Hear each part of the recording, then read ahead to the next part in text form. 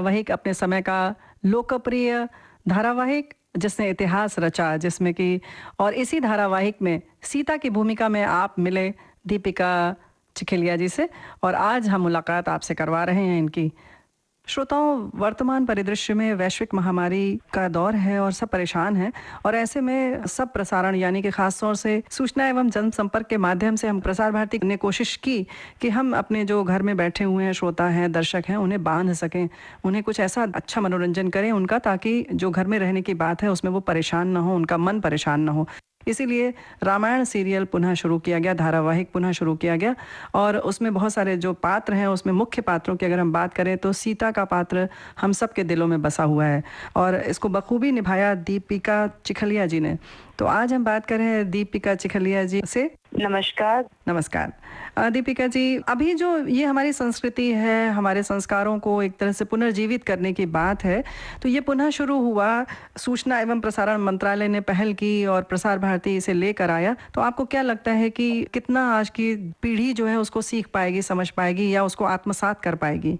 एक तो बहुत बड़ी बात है कि उन्होंने एक सही टाइम पर दूरदर्शन पे रीटेलीकास्ट हुआ जब क्वारंटाइन चल रहा था, and I think Narendra Modi ji ने बहुत एक बड़ा मास्टर स्ट्रोक दिया है इंडिया को इस टाइम पे कि लोग घर पे बैठे हैं तो वो क्या करें, तो वो सीरियल देख सकते हैं। और डेफिनेटली मैं मानती हूँ कि लोग इससे बहुत कुछ सीख सकते हैं, और मैंने शुरुआत से ही लोगों को ये कहा था, इसको सीरियल के तौर से मत लीजिएगा, इसको प्लीज आप, वाल्मीकि की रामायण है, तुलसीदास की रामायण है, रामानंद सागर की रामायण है, तो उसको ध्यान में रखते हुए आप प्लीज वॉच करिएगा, क्योंकि this is not just a ordinary serial, and इससे आप कुछ सीख पाएंगे। एंड एक सिर्फ मैं मिलेनियल बच्चों को, आज की जो जनरेशन हैं, जो मतलब 10-12 साल से लेके आउट इवन से 30-40 तक के लोग जो हैं, उन सबको मैंने यही रिक्वेस्ट किया था कि एक बार सिर्फ आप फर्स्ट एपिसोड देख लीजिएगा, उसके बाद मैं प्रॉमिस करती हूँ कि पूरी रामायण आप देख पाएंगे, एंड आप देखेंगे, इनफैक्ट मुझे बोलने की जरूरत ही नहीं पड़ेगी। तो मैंने ये रिक्वेस्ट किया था, एंड एक्चुअली जेन्युइनली ऐसे ही हुआ है। एंड रामायण तो ऐसी एपिक है कि एट एवरी एज स्टेज आप कंटिन्यूसली सीखते ही रहेंगे। So it's a very valuable collection of our culture.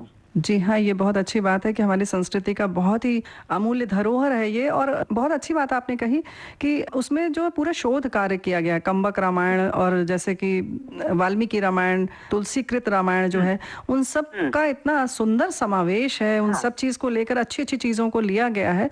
तो और जाहिर है कि हम सारी रामायण नहीं पढ़ सकते, और हमें ये समग्र रूप में मिल गई। जी बिल्कुल, हाँ। तो बिल्कुल आपका ये जो विचार है कि उसको ध्यान में रखकर हम करें कि हम रामायण पढ़ रहे हैं, न कि हम ये धारावाहिक देख रहे हैं। हाँ बिल्कुल, मेरा शुरू से यही कहना था सबको कि आप प्लीज इसको उस रिस्पेक्ट से देखिएगा, तो आप सीरियल मत समझिएगा। जी, आज के जो बच्चे हैं, जो मुझे इंस्टाग्राम पे, फेसबुक पे फोन्स आते हैं, प्रेस में से जो मुझे न्यूज मिलते हैं, I think it is very positive, और सब लोगों ने बहुत प्यार दिया है, एंड दे आर अंडरस्टैंडिंग। बहुत अंडरस्टैंडिंग क्रिएट हो रही है इन द न्यू जनरेशन। ये तो है, और नई जनरेशन देख रही है, तभी तो लगभग 4 करोड़ दर्शक इसे देख रहे हैं, और जो अपने आप में एक रिकॉर्ड है, जो कि आज तक किसी भी धारावाहिक के लिए इतने दर्शक नहीं मिले जो रामायण को मिल रहे हैं। अब मुझे लगता मिलेंगे भी नहीं, क्योंकि जो रामायण ने जो क्रेज क्रिएट किया था इतने सालों पहले, और अभी भी उसका जो रिपीट हो रहा है, आई थिंक वो मैजिक अभी भी फ्रेश है और अभी भी इंटैक्ट है। श्रोताओं, हम बता दें, आज के मेहमान कार्यक्रम में विविध भारती की ओर से हम मुखातिब हैं दीपिका चिखलिया से। ये तो बिल्कुल बहुत अच्छी बात है, लेकिन क्या लगता है आपको कि सीधा ये धार्मिक ग्रंथ है या हमें पूरा जीवन दर्शन दिखाता है, बताता है? देखिए, ये हमारी जो रिलीजन और हमारी जो फिलोसॉफी है, जो सनातन धर्म हम कहते हैं, वो एक बहुत डिबेट का विषय है। कोई समझता है इसको एज अ फिलोसॉफी, कोई समझता है कि हिंदुइज्म इज अ फिलोसॉफी, कोई समझता है this is a religion. So what ever you consider. मैं ये भी मानती हूँ कि हमारा कल्चर जरूर है, बट कहीं ना कहीं यू हैव एविडेंस। जी, आपके पास पूरी इंडिया में एविडेंस है। जहाँ आप जाते हैं, नासिक में तो कहा जाता है ये राम सीता की गुफा है, कहीं पे जाते हैं तो कहते हैं कि यहाँ से अयोध्या से राम जी निकले थे वनवास के लिए। आपके पास राम सेतु है बिटवीन श्रीलंका एंड इंडिया। जी हाँ, जो नासा ने डिस्कवर किया था अराउंड 30 साल पहले। जी हाँ, प्रमाणित कर दिया उसको। आई डोंट नो आप जी। इसको हिस्ट्री समझे या आप इसको कल्चर समझे जी या हाँ। आप उसको रिलीजन समझे, बट मैं ये समझती हूँ कि एज एन इंटेलिजेंट ह्यूमन जी। बीइंग अगर आपको इससे कुछ सीखने को मिलता है, कुछ जी। समझने को मिलता है, आप अपने जीवन को बेटर कर सकते हैं, जी। तो whatever it is accept it. बिल्कुल, ये बहुत बड़ी बात है श्रोताओं, आप समझ गए हैं कि दीपिका जी ने जैसा कहा कि आप अगर बुद्धिमान हैं या बुद्धिजीवी हैं, थोड़ा-सा भी आप में है समझ, तो इसको आप किसी भी रूप में देखें, चाहे धार्मिक ग्रंथ के रूप में देखें या आध्यात्मिक बातों के रूप में देखें या एक जीवन दर्शन के रूप में देखें, हमें हर पल, हर क्षण कुछ न कुछ सीखने को मिलता है। हर जो चरित्र है उसमें कुछ-कुछ संदेश दे के जाता है। दीपिका जी, बातचीत का श्रोताओं, हम बातचीत कर रहे हैं आज के मेहमान में दीपिका चिखलिया टोपीवाला से। कुछ लोग तो जैसे कहते हैं कि जितनी बार भी रामायण को देखो या पढ़ो, हर बार कुछ नया सीखने को मिलता है, कुछ अलग सीखने को मिलता है। हाँ, दैट इज राइट, क्योंकि मैं समझती हूँ कि आप हर एक दिन में एक चेंज आता है आपके अंदर, एक इवोल्यूशन होता है, and evolution the change is constant. जी। इवोल्यूशन कांस्टेंट होता है, तो आज आपकी जो सोच है वो कल नहीं रहेगी, आप बेटर होंगे क्योंकि वो एक दिन का एक्सपीरियंस आपकी लाइफ में ऐड हुआ है। तो जैसे आप ग्रो करते हैं तो आपकी perspective of a situation and the story also changes. तो ये चीज आज 10 साल की उम्र में आप अगर देखेंगे तो आपको एक इनोसेंस लगेगा कि कितनी सुंदर है और कितना प्यार है। आप 25 पे देखेंगे तो आपको रियलाइज होगा रिस्पॉन्सिबिलिटी कितनी है। 50 पे देखेंगे तो आपको रियलाइज होगा कि सो मच सैक्रिफाइस ऑल्सो। मतलब आपको जीवन जीने के लिए हर एक स्टेज में एक अंडरस्टैंडिंग होती है और उस अंडरस्टैंडिंग से आप रामायण को समझ सकेंगे। तो I think it's very important कि आप ये कंटिन्यूसली देखते रहिए। इट इज नॉट कि एक बार देख लिया, हाँ भाई पता है मुझे स्टोरी क्या है। It's not like that. ये है कि हर थोड़े थोड़े समय में देखिए, कुछ ना कुछ आपके अंदर परिवर्तन जरूर आएगा। क्या बात है, ये बहुत महत्वपूर्ण बात आपने कही कि हर उम्र के लोग उसको अपने एंगल से देखते हैं, यानी अपने दृष्टिकोण से देखते हैं। जी हाँ, बिल्कुल। जी, एक बच्चा देखता है तो उसको लगता है कितनी सादगी है, कितनी सरलता है, कितनी पवित्रता है इसमें, बिल्कुल सादा सा दिख रहा है, बड़ा अच्छा लग रहा है। और युवा देखते हैं तो उन्हें कुछ प्रेरणा मिलती है, और वहीं प्रौढ़ कोई देखता है, वृद्ध देखता है तो उसके लगता है कि किस तरीके से हमें त्याग करना चाहिए।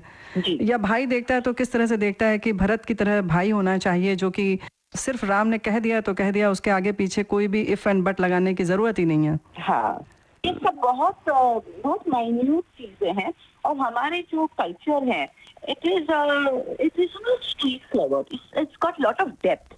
बहुत डेप्थ है हमारे कल्चर में, हमारी स्टोरीज में, इससे आपको हर बार इतना रेलेवेंट लगेगा। आपको कभी भी 10,000 साल पुरानी स्टोरी है, आज भी आपको रेलेवेंट लगती है, और आज से 10,000 साल बाद भी आपको ये रेलेवेंट लगेगी। It's not a simple story, हालांकि है ही, it is a simple story, screenplay जिसको बोलते हैं इंडस्ट्री के लैंग्वेज में, है सिंपल स्टोरी, पर ये डेप्थ में है। दीपिका जी, जब बहुत गूढ़ बातें होती हैं और इतने सरल शब्दों में कही जाती हैं, तभी तो वो आसानी से हम लोग उसको ग्रहण कर लेते हैं और उसको सीख जाते हैं, यही खूबी होती है।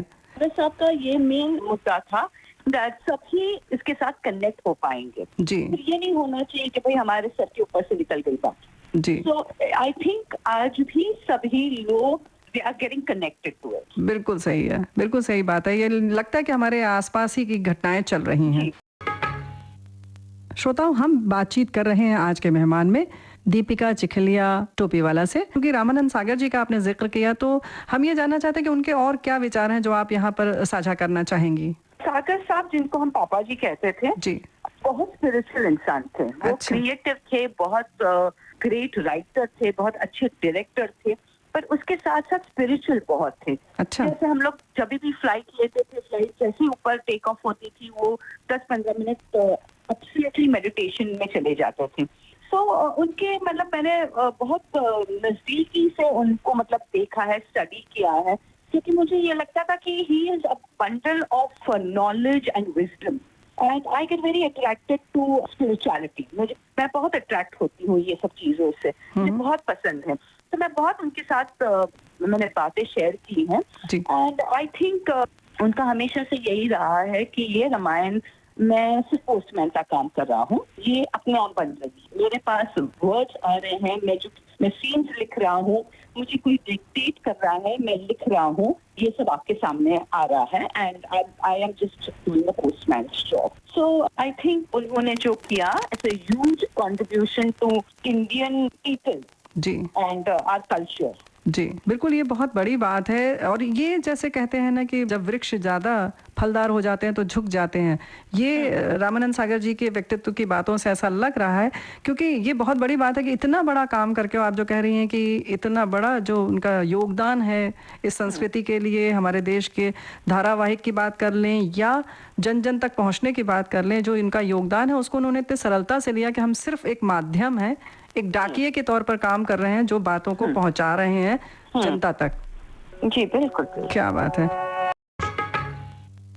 श्रोताओं, हम बातचीत कर रहे हैं आज के मेहमान में दीपिका चिखलिया टोपीवाला से। क्योंकि रामानंद सागर जी का आपने जिक्र किया तो हम ये जानना चाहते हैं कि उनके और क्या विचार हैं जो आप यहाँ पर साझा करना चाहेंगी। सागर साहब, जिनको हम पापा जी कहते थे, जी, बहुत स्पिरिचुअल इंसान थे। वो अच्छा। क्रिएटिव थे, बहुत ग्रेट राइटर थे, बहुत अच्छे डायरेक्टर थे, पर उसके साथ साथ स्पिरिचुअल बहुत थे। अच्छा। जैसे हम लोग जब भी फ्लाइट लेते थे, फ्लाइट जैसे ऊपर टेक ऑफ होती थी, वो 10-15 मिनट एब्सोल्युटली मेडिटेशन में चले जाते थे।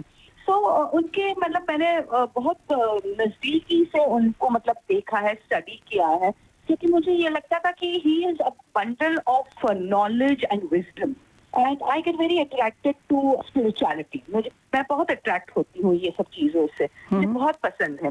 तो मैं बहुत उनके साथ मैंने बातें शेयर की हैं एंड आई थिंक उनका हमेशा से यही रहा है कि ये रामायण मैं सिर्फ पोस्टमैन का काम कर रहा हूँ, ये अपने आप बन रही है। मेरे पास वर्ड्स आ रहे हैं, मैं सीन्स लिख रहा हूँ, मुझे कोई डिक्टेट कर रहा है, मैं लिख रहा हूँ, ये सब आपके सामने आ रहा है and I am just doing a postman's job. So I think उन्होंने जो किया it's a huge contribution to Indian people जी एंड आवर कल्चर। जी बिल्कुल, ये बहुत बड़ी बात है। और ये जैसे कहते हैं ना कि जब वृक्ष ज़्यादा फलदार हो जाते हैं तो झुक जाते हैं, ये रामानंद सागर जी के व्यक्तित्व की बातों से ऐसा लग रहा है। क्योंकि ये बहुत बड़ी बात है कि इतना बड़ा काम करके आप जो कह रही हैं कि इतना बड़ा जो उनका योगदान है इस संस्कृति के लिए, हमारे देश के धारावाहिक की बात कर लें या जन जन तक पहुंचने की बात कर लें, जो इनका योगदान है उसको उन्होंने इतनी सरलता से लिया कि हम सिर्फ एक माध्यम है, एक डाकिये के तौर पर काम कर रहे हैं जो बातों को पहुंचा रहे हैं जनता तक। जी बिल्कुल। क्या बात है। श्रोताओं, हम बातचीत कर रहे हैं आज के मेहमान में दीपिका चिखलिया टोपीवाला से। और कुछ जिससे प्रभावित हुई आप उनके व्यक्तित्व से, दीपिका जी? बहुत सारी बातें हैं उनकी। वो बहुत सरल स्वभाव के थे, बहुत हार्ड वर्किंग थे एंड उनकी सोच बहुत क्लियर थी। अच्छा। कि उनको क्या करना है। अगेन इतनी सारी रिसर्च की थी कि कपड़े कैसे होने चाहिए सीता जी के, स्टोरीज में कौन कौन सी स्टोरीज ऐड करके उसको एक नया रूप दिया जाए एंड बहुत सारी बातें थी। तो उन्होंने जो अपने हिसाब से चेंज किया, क्योंकि उनको लगा कि मेरा राम ये नहीं कर सकता, मेरी सीता ये नहीं कर सकती, तो उन्होंने अपने हिसाब से एक ओनस लेके एक कंट्रीब्यूशन दिया है उनकी रामायण में। तो आई थिंक अगर he has to be very spiritual, very and full of conviction. तो अगर आप में वो कन्विक्शन अगर होगा तो ही आप इसको पार कर सकते हैं एंड उतनी ही कन्विक्शन से लोगों ने एक्सेप्ट भी किया है। सो ये बहुत बड़ी बात है कि he knew what he was doing. बिल्कुल, ये जो प्रतिबद्धता होती है, कन्विक्शन की जो आप बात कर रही हैं, एक संकल्प लेकर आदमी काम करता है तो जाहिर है कि वो लोगों के दिल तक पहुंचता है। जब आप दिल से काम करते हैं तो दिल अपने आप जुड़ जाता है लोगों का, जो उसे देखते हैं या सुनते हैं। जी, ये और इसीलिए लगता है कि सब रामायण का उन्होंने शोध किया और सबकी बातों को उन्होंने समाहित किया, लेकिन फिर भी उनकी अपनी झलक भी है, उसमें एक छवि है रामानंद सागर जी की, क्योंकि वो स्पिरिचुअल थे इसलिए। हाँ डेफिनेटली, क्योंकि इसमें एक बहुत इम्पोर्टेंट बात है कि आप सरलता देख रहे, आप प्यार देख रहे, सब कुछ देख रहे, लेकिन कहीं ना कहीं आप खो जाते हैं कि ये एक्टर्स नहीं नजर आते आपको। जी, because it was handled with lot of emotions and lot of spirituality. जैसे अब मुझे भी जब मैं करती थी जी, मुझे कभी भी ऐसे नहीं लगा कि मैं एक्टिंग कर रही हूँ या मैं एक्टर हूँ। अच्छा, उस टाइम पे यही लगता था कि भाई ये मैं हूँ और ये मेरा पात्र है। क्या बात है।